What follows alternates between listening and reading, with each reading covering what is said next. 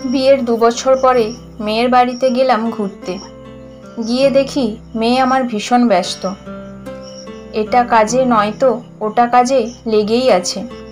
জিজ্ঞেস করলাম, কিরে মা, তুই দেখি সব কাজ করিস, তোকে কেউ সাহায্য করে না? আরে বাবা, এইটুকু কাজে আবার কে সাহায্য করবে?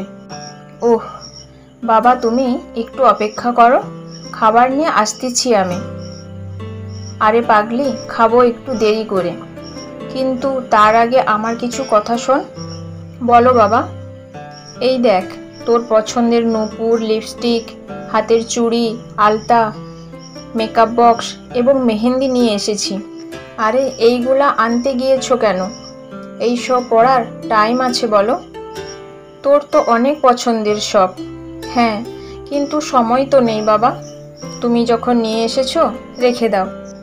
মেয়েটি যাওয়ার পরে বাবা ভাবতে থাকে, যেই মেয়েটা নিজের হাতে ভাত খাইতো না, হাতের মেহেন্দি ওঠার আগেই হাতে দিত, পায়ের নূপুর খোলার কথা বললেই রেগে যেত, নখে নেল পালিশ কিনে না দিলে অভিমান করে থাকতো, আজ বিয়ের পর স্বামীর ঘরে এসে সব ভুলে গিয়ে সারাক্ষণ কাজ নিয়েই ব্যস্ত থাকে, নিজের যত্ন ভুলে গিয়ে অন্যের যত্ন নিয়ে পড়ে থাকে। হয়তো এমনই মেয়েদের জীবন। বাবার বাড়িতে যে রাজরানী, কিন্তু স্বামীর বাড়িতে সে কাজের বুয়া। তাকে ছাড়া কোনো কাজই সম্পূর্ণ হয় না। নারী, তুমি মহান।